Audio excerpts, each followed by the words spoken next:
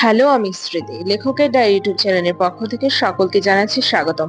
আজকে আমি হুমায়ূন আহমেদের লেখা একটি ত্রিকোণ প্রেমের গল্প পাঠ করব। আশা করছি এই গল্পটি আপনাদের ভালো লাগবে। তাই কথা না বাড়িয়ে শুরু করা যাক আজকের গল্প। ট্রেটায়াকভ আর্ট গ্যালারিতে ছবি দেখতে গিয়েছিলাম। 15 দিনের মহান সব শিল্পীদের আঁকা ছবি দেখতে দেখতে এগুচ্ছি। হঠাৎ থমকে দাঁড়াতে হলো। সঙ্গে রাশিয়ান গাইড বলল, কি হয়েছে? আমি হাত উঁচিয়ে একটি পেন্টিং দেখালাম। প্রিন্সেস তার্ক নোভার পেন্টিং। অপূর্ব ছবি। জরি, ছবিটি দেখে তোমার কথা মনে পড়লো। গাইড বলল, সেন্ট পিটার্সবার্গ জেলে প্রিন্সেসের শেষ দিনগুলো কেটেছে। ওই দেখো, সেলের অন্ধকূপে কি করে বন্যার পানি ঢুকছে দেখো। প্রিন্সেসের চোখে মুখে কি গভীর বিষাদ, প্রগাঢ় বেদনা। আমি কথা বললাম না, অভিভূত হয়ে তাকিয়ে রইলাম। গাইড বলল, এসো পাশের কামরায় যাই। আমি নড়লাম না। মৃদু গলায় বললাম, মিস্টার জোখব, আজ আর কিছু দেখব না। চলো কোথাও বসে চা খাওয়া যাক। দুজনেই নিঃশব্দে বেরিয়ে এলাম। ভীষণ শীত বাইরে। রাস্তাঘাট ফাঁকা ফাঁকা। কনকনে হাওয়া মোটা ওভারকোট ভেদ করে শরীরে বিচ্ছে। আমার সঙ্গে হঠাৎ জানতে চাইলো, তোমার কি শরীর খারাপ পড়ছে? না। আর্ট গ্যালারি কেমন দেখলে? চমৎকার, অপূর্ব। আমি চায়ে চিনি মেশাতে মেশাতে বললাম, তোমাদের প্রিন্সেস তারাক নোভাকে দেখে আমার এক পরিচিত মহিলার কথা খুব মনে পড়ছে। গাইড কৌতূহলী হয়ে বলল, কে সে? নাম জানতে পারি? জরি তার নাম। জোখফ বিস্মিত হয়ে তাকালো আমার দিকে। আমি মনে মনে বললাম, প্রিন্সেস জরি, প্রিন্সেস জরি। জরি, রাজকুমারীর ছবি দেখে আজ বড় অভিভূত হয়েছি। হঠাৎ করে তোমাকে খুব কাছে পেতে ইচ্ছা করছে। বয়সের সঙ্গে সঙ্গে মন স্যাঁতসেঁতে হয়ে গেছে। ক্রমাগতই নস্টালজিক হয়ে পড়ছি। ঘুম কমে গেছে। অনেক রাত পর্যন্ত জেগে থাকি। ঘন ঘন কফি খাই। চুরুটের গন্ধে ঘরের বাতাস ভারী হয়ে ওঠে। শেষ রাতের দিকে ঘুমাতে গিয়ে বিচিত্র সব স্বপ্ন দেখে জেগে উঠি। পরশু রাত্রে কি স্বপ্ন দেখলাম জানো? দেখলাম আমাদের নীলগঞ্জে যেন খুব একটা বড় মেলা বসেছে। বাবার হাত ধরে মেলা দেখতে গিয়েছি। ইস, কতদিন পর বাবাকে স্বপ্নে দেখলাম। বাবা বললেন, খোকা, নাগরদোলায় চড়বি? আমি যতই না করি তিনি ততই জোর করেন। তারপর দেখলাম ভয়ে আমি থরথর করে কাঁপছি, আর শীর্ষার শব্দে নাগরদোলা উড়ে চলেছে। চন্দ্র, সূর্য, গ্রহ, তারকা ছাড়িয়ে দূরে, আরো দূরে। ঘুম ভেঙে দেখি চোখের জলে বালিশ ভিজে গেছে। 40 বছর বয়সে কেউ কি এমন করে কাঁদে? আমি বুড়ো হয়ে যাচ্ছি জরি। আজকাল খুব নীলগঞ্জে চলে যেতে ইচ্ছা করে। ইচ্ছা করে আগের মতো সন্ধ্যাবেলা পুকুর ঘাটে বসে জোনাকি পোকার আলো জ্বালা দেখি। মস্কোতে আজ আমার শেষ রাত। আগামীকাল ভোর 4টায় রওনা হব রোমানিয়ায়। খুব কষ্ট করে 1 মাসের ভিসা জোগাড় করেছি। এই 1 মাস খুব ঘুরে বেড়াবো। তারপর ফিরে যাব মন্ট্রিলে, নিজ আস্তানায়। বেশ একটা গতির জীবন বেছে নিয়েছি, তাই না? অথচ ছোটবেলায় আমি হোস্টেলে যাবার সময় হলে কি মন খারাপ করতাম। হাসু চাচা আমাকে ট্রেনে তুলে দিতে এসে লাল গামছায় ঘন ঘন চোখ মুছতো। ধরা গড়ায় বলতো, বড় মিয়া চিঠি দিয়েন গো। আমার মনে হতো, দূর কি হবে পড়াশোনা করে। বাবা, হাসু চাচা, এদের ছেড়ে কিছুতেই থাকতে পারবো না। প্রবল ঘর্মঘ টানছিল বলে আজ হয়তো যাযাবর বৃত্তি বেছে নিতে হয়েছে। তাই হয়। তোমার জন্য প্রবল তৃষ্ণা পুষেছিলাম বলেই কি তোমাকে পাইনি? টেন্টেলাসের গল্প জানো তো? তার চারদিকে পানি থই থই সমুদ্র, অথচ তাকে কিনা আজীবন তৃষ্ণার্ত থাকতে হলো। জরি, তোমার কি মনে আছে বিয়ের পরদিন তোমাকে নিয়ে যখন নীলগঞ্জে আসি, তুমি ট্রেনের জানলায় মুখ রেখে খুব কেঁদেছিলে? তখন কার্তিকের শুরু। ধানির রঙের রোদে ঝলমল করছে চারিদিক। হালকা হিমেল বাতাস। মনে আছে সেসব কথা আমি বলেছিলাম? মাথাটা ভেতরে টেনে নাও জরি, কয়লার গুঁড়ো এসে চোখে পড়বে। তুমি বললে পড়ুক। কামরায় আমরা দুটি মাত্র প্রাণী। বরযাত্রীরা আমাদের একা থাকবার সুযোগ দিয়ে অন্য কামরায় উঠেছে। ট্রেন ছুটে চলছে ঝিকঝিক করে। বাতাসে তোমার লালচে চুল উড়ছে। কি একটা সেন্ট মেখেছ। চারপাশে তার চাপা সৌরভ। আমি গাঢ় স্বরে বলেছিলাম, ছি জরি, এত কাঁদছো কেন? কথা বলো। আমার কথায় তুমি কি মনে করেছিলে কি জানে, লজ্জা পেয়ে দুহাত মুখ ঢেকে ফেললে। সেদিন কি গভীর আনন্দ আমাকে অভিভূত করেছিল। মনে হয়েছিল রহস্যমণ্ডিত এই রমণীটিকে পেয়েছি। গৌরীপুরে গাড়ি অনেকক্ষণ হর্ন করলো। একজন অন্ধ ভিখারি একতারা বাজিয়ে আমাদের কামরায় সামনে খুব গান গাইতে লাগলো। ও মনা, এই কথাটি না জানলে প্রাণে বাঁচতাম না। তুমি অবাক হয়ে বললে, কি সুন্দর গান। তারপর 2টি টাকা বের করে দিলে। ট্রেন ছাড়তেই জানলা দিয়ে অনেকখানি মাথা বের করে বললে, দেখুন দেখুন, কতগুলো বক একসঙ্গে উড়ে যাচ্ছে। বক নয়, শীতের শুরুতে ঝাঁক বেঁধে পালিহাঁস উড়ে আসছিল। আগে দেখনি কখনো, তাই খুব অবাক হয়েছিলাম। আমি বলেছিলাম, বক নয় জুড়ি, ওগুলো বালিহাঁস। আর শোনো, আপনি আপনি করছো কেন? আমাকে তুমি করে বলো। ওই হাঁসগুলো কোথায় যাচ্ছে? বিলের দিকে। আপনাদের নীলগঞ্জে বিল আছে? আবার আপনি? তুমি হেসে বললে, নীলগঞ্জে বিল আছে? আমি বললাম, বলো, তোমাদের নীলগঞ্জে বিল আছে? তুমি মুখ ফিরিয়ে হাসতে শুরু করলে। আমার মনে হলো সুখ কোনো অলীক বস্তু নয়, এর জন্য জীবনব্যাপী কোনো সাধনার প্রয়োজন নেই। প্রভাতের সূর্য কিরণ বা রাতের জ্যোৎস্নার মতোই এও আপনাতেই আসে। কিন্তু প্রিন্সেস তারাকনোভার ছবি দেখতে গিয়ে উল্টো কথা মনে হলো সুখটুক বলে কিছু নেই। নিরবিচ্ছিন্ন দুঃখ নিয়ে আমাদের কারবার। চোখের সামনে যেন দেখতে পেলাম হতাশ রাজকুমারী পিটার্সবার্গে নির্জন সেলে মৃত্যুর প্রতীক্ষা করছেন। হো হো করে বন্যার জল ঢুকছে ঘরে। রাজকুমারীর ঠোঁটের কোণায় কান্নার মতো অদ্ভুত এক হাসি ফুটে রয়েছে। ছবির দিকে তাকিয়ে থাকতে থাকতে একসময় মনে হলো রাজকুমারীকে খুব পরিচিত মনে হচ্ছে। জুরির মুখের আদল আসছে নাকি? পর মুহূর্তেই ভুল ভাঙলো। জরির সঙ্গে এ মুখের কোনো মিল নাই। জরির মুখ গোলগাল, একটু আদরে ভাব আছে, আর রাজকুমারীর মুখটি লম্বাটে ও বিষণ্ণ।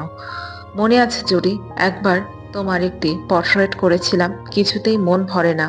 ব্রাশ ঘষে আবার চাকু দিয়ে চেঁচে রং তুলে ফেলে 2 মাসের মতো সময় লাগলো ছবি শেষ হতে। পট্রেট দেখে তুমি হতভম্ব, অবাক হয়ে বললে, ও আল্লাহ, চোখে সবুজ রং দিয়েছ কেন? আমার চোখ বুঝি সবুজ? আমি বললাম, একটু দূর থেকে দেখো। তুমি অনেকটা দূরে সরে গেলে এবং চেঁচিয়ে বললে, কি সুন্দর, কি সুন্দর। ছবি আঁকিয়ে হিসাবে জীবনে বহু পুরস্কার পেয়েছি, কিন্তু সেদিনকার সে মুগ্ধ কণ্ঠ এখনো কানে বাজে। সে পোর্ট্রেটটি অনেকদিন আমার কাছে ছিল, তারপর বিক্রি করে দিলাম। ছবি দিয়ে কি হয় বলো? তার উপর সেবার খুব টাকার প্রয়োজন হলো। মিলানে গিয়েছি বন্ধু নিমন্ত্রণে, গিয়ে দেখি বন্ধুর কোনো হদিস নেই। কদিন আগেই নাকি বিছানাপত্র নিয়ে কোথায় চলে গিয়েছে। কি করি, সঙ্গে সম্বলের মধ্যে আছে 30টি আমেরিকান ডলার আর মন্ট্রিলে ফিরে যাবার একটি ট্যুরিস্ট টিকিট। এর মধ্যে আবার আমার পুরনো অসুখ, বুকে ব্যথা শুরু হলো। সস্তা দরের এক হোটেলে উঠলাম, তবু 2 দিন যেতেই টাকা পয়সা সব শেষ। ছবি বিক্রি ছাড়া অন্য কোনো পথ নেই। এক সন্ধ্যায় বড় রাস্তার মোড়ে ছবি টাঙিয়ে দাঁড়িয়ে দাঁড়িয়ে সিগারেট টানতে লাগলাম। কারোর যদি পছন্দ হয় কিনবে। ছবির মধ্যে আছে 2টি ওয়াটার কালার আর তেল রঙা আঁকা তোমার পোর্ট্রেট। ছবিগুলোর মধ্যে নীলগঞ্জের জ্যোৎস্না নামের অপূর্ব একটি ওয়াটার কালার ছিল। আমাদের বাড়ির পেছনে 4-5টা নারিকেল গাছ দেখনি তুমি? ওই যে পুকুর পাড়ে জড়াজড়ি করে দাঁড়িয়েছিল এক জ্যোৎস্না রাত্রিতে, পুকুরের কালো জলে তাদের ছায়া পড়েছিল, তারই ছবি। চোখ ফেরানো যায় না এমন, অথচ বিক্রি হলো শুধু তোমার পোর্ট্রেটে। এক বৃদ্ধা ভদ্র মহিলা কিনলেন। তিনি হিস্ট্রচিত্তে বললেন, কেন এই পোর্ট্রেটটি কিনলাম জানো? না ম্যাডাম, আমি যখন কিশোরী ছিলাম তখন এই ছবিটিতে যে মেয়েটিকে তুমি এঁকেছ তার মতো সুন্দর ছিলাম, তাই কিনলাম। আমি হেসে বললাম, আপনি এখনো সুন্দর। ভদ্রমহিলা বললেন, এসো না আমার ঘরে, কফি করে খাওয়াবো। এমন কফি সারা মিলান শহরে খুঁজেও পাবে না। ভদ্রমহিলার আশাউতির দাম দিলেন ছবির। শুধু কফি নয়, রাত্রের খাবার খাওয়ালেন। তার অল্প বয়সী নানান ছবি দেখালেন। সর্বশেষে পিয়ানো বাজিয়ে খুব করুণ একটি গান গাইলেন, যার ভাব হচ্ছে, হে প্রিয়তম, বসন্তের দিন শেষ হয়েছে। ভালোবাসাবাসি দিয়ে সেদিনকে দূরে রাখা গেল না। নিজের হাতে তোমার ছবি টানালাম, কোথাকার ইটালির মিলান শহরের এক বৃদ্ধা মহিলা। তার ঘরে তোমার হাসি মুখের ছবি ঝুলতে লাগলো। কেমন অবাক লাগে ভাবতে, 100 বছর পর এই ছবিটি অবিকৃতই থাকবে। বৃদ্ধার নাতি নাতনিরা ভাববে এইটি কার পোর্ট্রেট, এখানে কিভাবে এসেছে। ফেরার পথে বৃদ্ধার হাতে চুমো খেলাম, মনে মনে বললাম, আমার জুড়ি যেন তোমার কাছে সুখে থাকে। আমরা সবসময় সুখে থাকার কথা বলি। যতবার নীলগঞ্জ থেকে ঢাকার হোস্টেলে যেতাম, বাবা বলতেন সুখে থাকো। তুমি যখন লাল বেনারসিতে মুখ ঢেকে ট্রেনে উঠলে, তোমার মা কাঁদতে কাঁদতে বললেন সুখে থাকো। জলি, আমার কাছে তুমি সুখী ছিলে না। কিসে একটি মানুষ সুখে হয়? নীলগঞ্জে আমাদের প্রকাণ্ড বাড়ি দেখে তোমার কি মন ভরে ওঠেনি? তুমি কি অবাক হয়ে চেঁচিয়ে ওঠোনি, ওমা, এ যে রাজপ্রাসাদ! জ্যোৎস্না রাত্রিতে হাত ধরাধরি করে যখন আমরা পুকুর পাড়ে বেড়াতে যেতাম, তখন কি গভীর আবেগ তোমাকে এতটুকু আচ্ছন্ন করেনি? তোমাকে আমি কি দেইনি জোরে? নিরবিচ্ছিন্ন ভালোবাসার দেওয়ালে তোমাকে ঘিরে রেখেছিলাম, রাখিনি? তবু এক রাত্রিতে তুমি বিছানা ছেড়ে চুপি চুপি ছাদে উঠে গেলে। আমি দেখলাম তুমি পাথরের মূর্তির মতো কার্নিশ ঘেঁষে দাঁড়িয়ে আছো। বুকে ধক করে একটা ধাক্কা লাগলো। বিস্মিত হয়ে বললাম, কি হয়েছে জরি? তুমি খুব স্বাভাবিক গলায় বললে, কই, কিছু হয়নি তো। তারপর নিঃশব্দে নিচে নেমে এলে। তোমার মধ্যে গভীর একটি শূন্যতা ছিল, আমি তা ধরতে পারিনি। শুধু বুঝতে পারছিলাম তোমার কোনো কিছুতেই মন লাগছে না। সে সময় এসে নিপনে নাম দিয়ে আমি চমৎকার একটি পেন্টিং করছিলাম। আকাশে আষাঢ়ের ঘন কালো মেঘ, একটি ভাঙা বাড়ির পাশে একটি প্রকাণ্ড ছায়াময় কদম গাছ, এই নিয়ে আঁকা আমার শিল্পী জীবনের ভালো কটি ছবির একটি।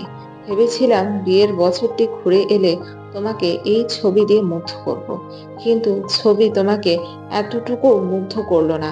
আমি ক্লান্ত গলায় বললে, 1 বছর হয়ে গেছে বিয়ের, ইস কত তাড়াতাড়ি সময় যায়।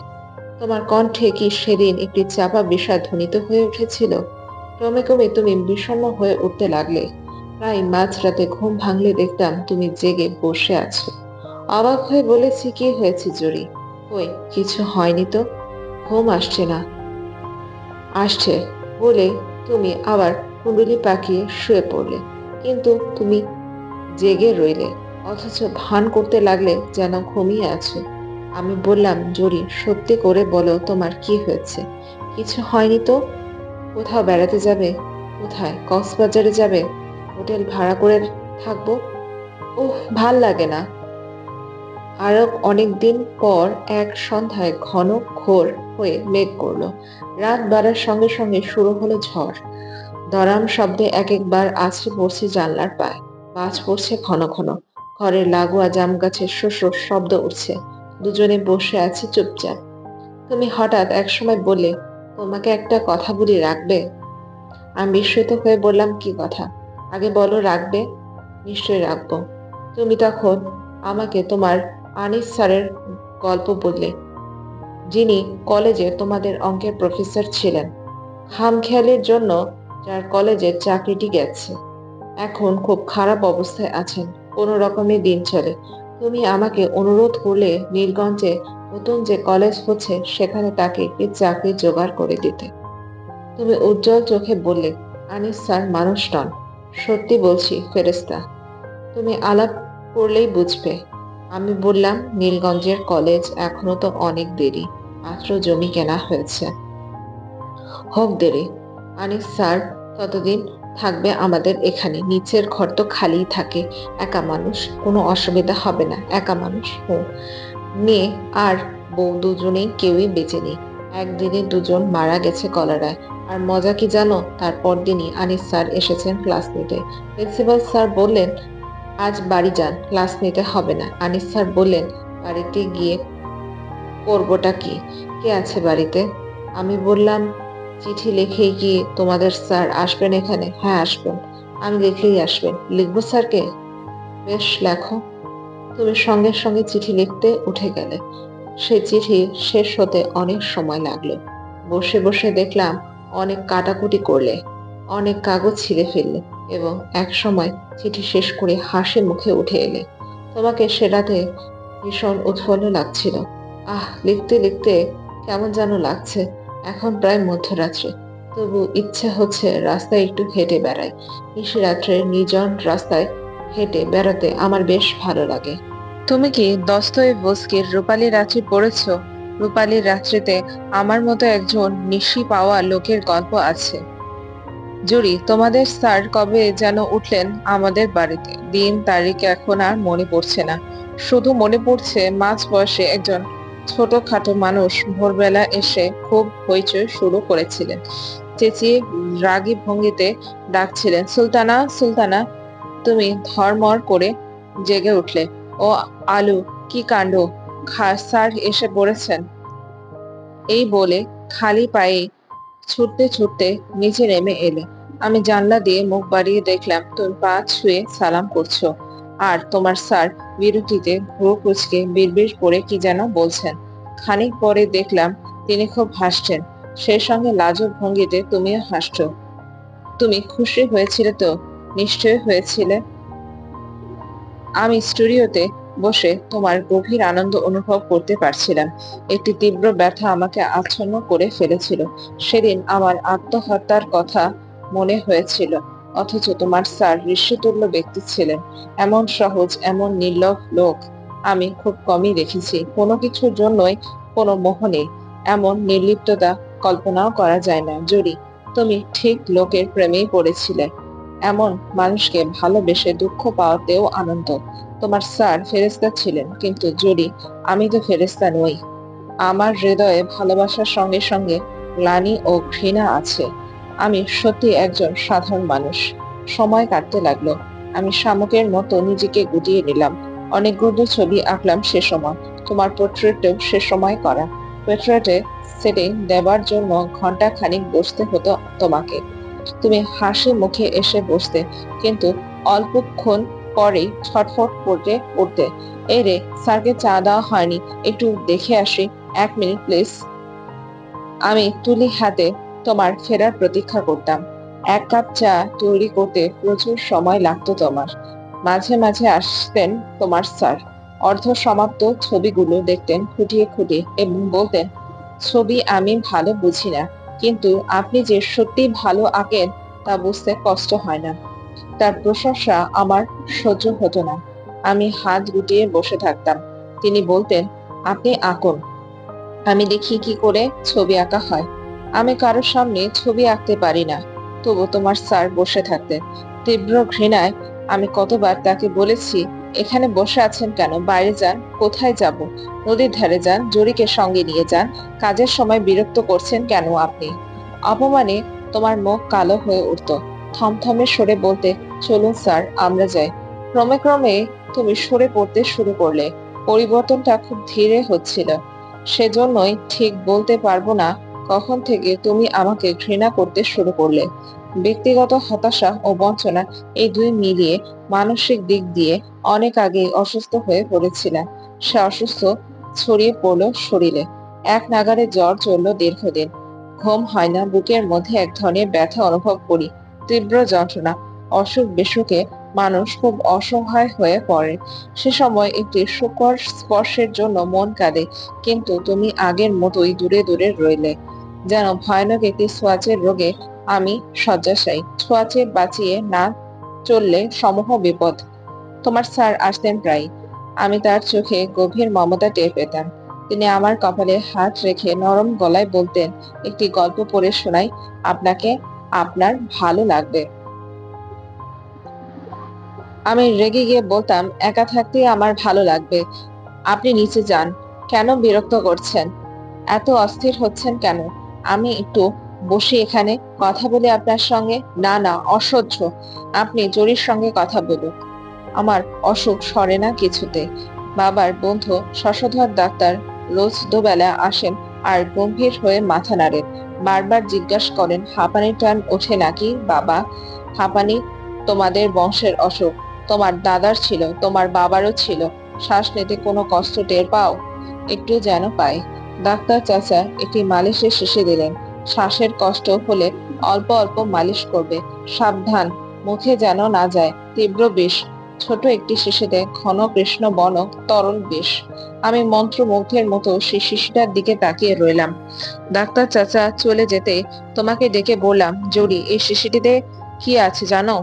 জানি না কি আছে, তীব্র বিষ, সাবধানে তুলে রাখো।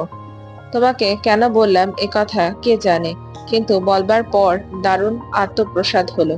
দেখলাম তুমি সরু চোখে অনেকক্ষণ তাকিয়ে রইলে আমার দিকে। কি ভাবছিলে? অসুখ সারল না, ক্রমেই বাড়তে থাকলো। চোখের নিচে গাঢ় হয়ে কালি পড়লো। জন্ডিসের রোগের মতো গায়ের চামড়া হলুদ হয়ে গেল। দিনরাত শুয়ে থাকি।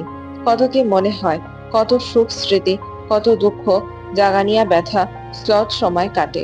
এক এক রাতে ঘন ঘোর হয়ে বৃষ্টি নামে। ঝমঝম শব্দে গাছের পাতায় অপূর্ব সঙ্গীত ধ্বনিত হয়।